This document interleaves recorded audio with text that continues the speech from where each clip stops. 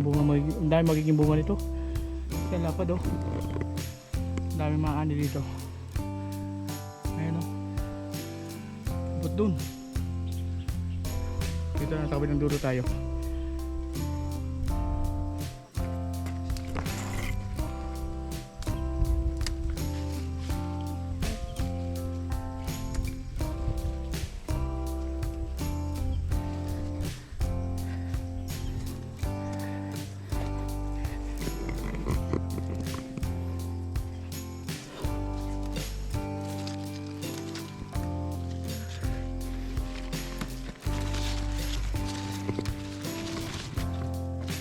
Dami ng bunga, maliliit pa. Ipakita ko sa inyo yung bunga na. Pag ganitong malusog ang sitaw, makikita nyo talaga yung bunga. Dami.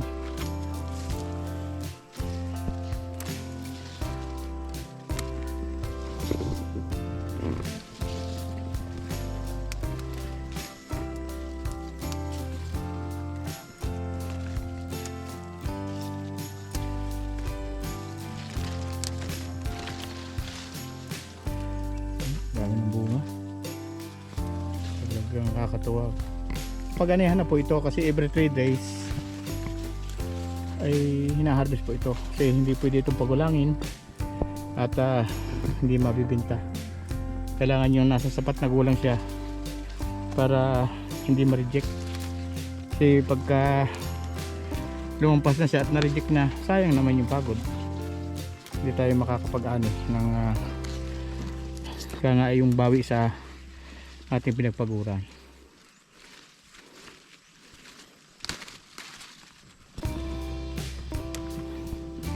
Saka kung mapansin natin yung ating yung mga taniman, ano po, yung mga taniman na ganyan sitaw, malinis. Ayun na po oh. So at yun, may pag natanim na natin, nalagyan ng mga pakabagan o yung pinadapuan niya. Ayan o, nagapangan na yan o. Madre cacao lang po yan. Kaya maganda kahit maliit, madre cacao. Tsaka ito, may PC siya. Ganito, BPC. Tapos may paakyatan. Ito yung puti na yan. Yan, puti na yan o. Yan, yun ang paakyatan niya. Pag ganyan ha, at umakit na siya, yan, nalagaan lang sa spray ito. So yung kalimitan nitong ini-spray ay Lanet at saka yung 7. Ano po, pinagkahalo lang yan. O kaya pwede rin yung gold. Gold yung pangalan na pang pesticides natin. And then ngayon po ay nandito tayo sa ampalayahan. At siyempre nagpapalinis naman tayo din ng niyugan dito. So may ampalayahan dito, yung aking kumpare. Kuha tayo ng papatod tayo kuha ng ampalaya. Dito kay Tunay din to, kay Tunay. Ayan, yun naman yun. Palang tayo dito. Ayan, ang gaganda ng bunga ng palaya oh. Malapot po ito oh. Habang lumalaki ang nyog, tinatam na yung ilalim ng ampalaya oh. Di double income, di ba? So ganito lang ang buhay dito. Ayan, malinis, may abono. So madali din magpalaki niyan ng ampalaya, basta importante dyan malinis at alaga. Alis yung mga dilaw na dahon pag bata pa. Yan, pag bumubunga na ganito, okay na yan. Ang dami pang bunga, lalaki oh. Nakakatawa naman. Haba oh, yung pa oh. So ito yung gabi na kulay violet. Ang pag-aalaga talaga ng tanim ay nakadepende sa ating sipag sa ating pag-aaruga. Kasi pag pinabayaan natin ito, maaaring hindi bumunga ng maganda. Pero pag maganda ang pag-aalaga, makikita naman natin yung resulta. Natin naman yun, dahil bunga. Ito yung ilang beses na pag-anihan. So dumating lang tayo dito dahil halos tumas nga tayo sa Manila. Pagdating natin yan ilang beses na nakapag-anihan ito. Kaya mapansin natin na hindi na masyadong kalakihan ng iba, pero malalaki pa rin yung mga halos hati. Malalaki yung bunga pa. So yan, dahil malago ito ang damo, para mas mabilis ginamitan na namin ng kalabaw. Ito yung tinatawag namin na pinipison. Ayan, gamit yung ating kalabaw. Ayan ang aming masipag na taga Pison, no? Si Ulan, no? Ayan, ito naman yun. Oh, yan. Pag nadaan ng ganyan, pababa na yung damo. So makikita natin yun. Ang purpose lang naman natin dito, kapag nagkukupra, makita yung nyog. Pagbagsak kasi pagka ganitong kataas ng damo, hindi makikita pag pumasok na dyan. Kaya kailangan pababain. Dahil itong mga ganitong damo, hindi naman to sagabal sa ating mga tanim na dahil kumbaga yung nutrients niyan na mga natutuyong dahon niyan ay tulong din sa ating mga tanim. Hindi kagaya ang kugon talaga ang napakahirap. Kapag siyang dumami, talaga pong dumidilaw yung ating mga tanim. Kaya yun ang dapat natin munang alisin. Pero malaking tulong din sa atin yan dahil ginagawa yung bubong ng bahay, ng kubo. Kasi nung unang kabataan namin yung bubong dito, mahirap dito mag-akit ng mga materialis ng panahon na yun. Kaya ang ginagamit dito kugon at sinusuklayan. Tinatanggal yung mga dayami, yung mga dumi para malinis at bago sinasalansan at nilalapat sa bubong.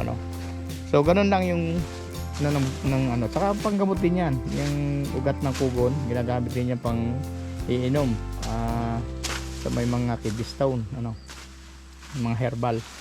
So ito ating mga saging. Ayan. So ito yung masisipag naming mga katuwang dito sa hanap buhay. Hindi ko sabing katulong ito katuwang namin ito. Dahil ito parang pamilya na rin namin ito.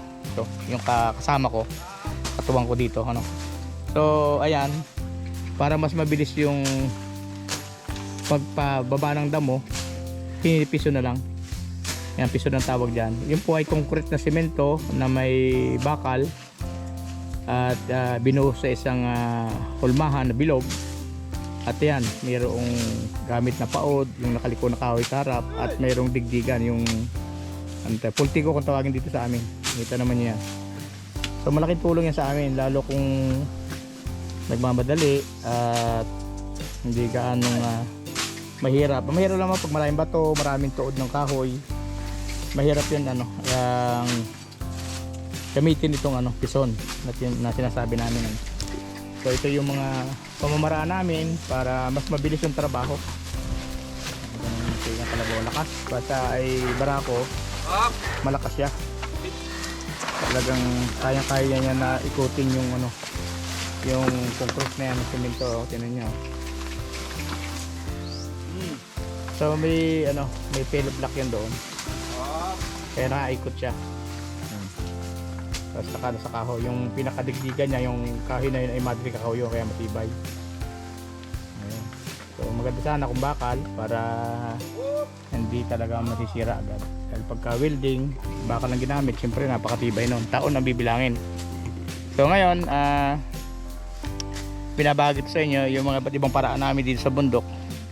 Para sa ganon ay magkaroon din kayo ng mga idea na baka sakaling makatulong sa inyo pag napanood nyo ito.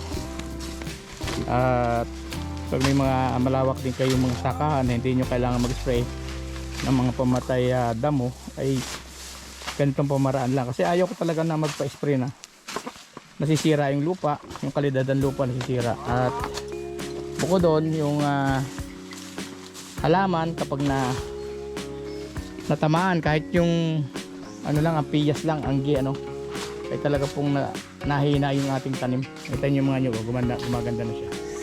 Kasi hindi siya nakakaramdam ng mga ibang mga pestisidyo. Ayan, parisaging.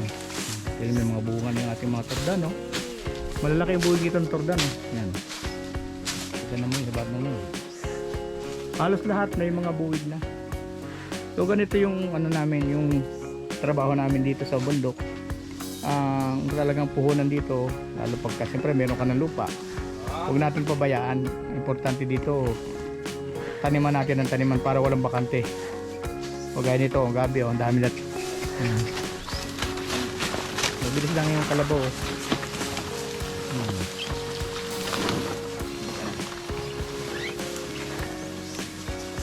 Ayan. May balinghoy din dito, yung mga native na balinghoy.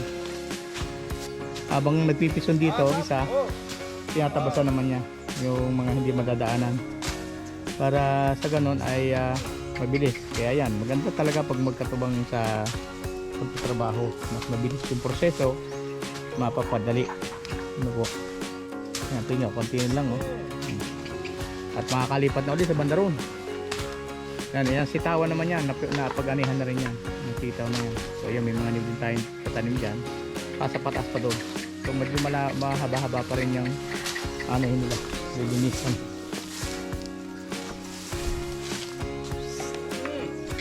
Baga to, mga simpleng gawain lang natin para pagka tinitingnan natin, napakadali lang ano po.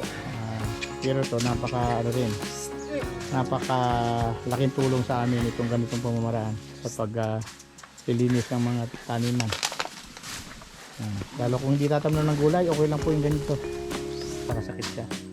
Kaya mahirap pagka gano'n na lagi tayo nagpapa-spray. Kaya hindi ako nag-advise lagi na mag-spray. Pwede minsan lang siguro. Pero yung palagian, hindi ko recommend kasi nga unang-unang sisira yung kalidad ng lupa. Kapag tayo nagtanim uli, mahina na yung lupa. Kumbaga hindi nagumanda yung mga halaman. So yun po, at maraming po salamat. Nawa po ay nakapagbigay naman kami ng kaunting inspiration sa inyo.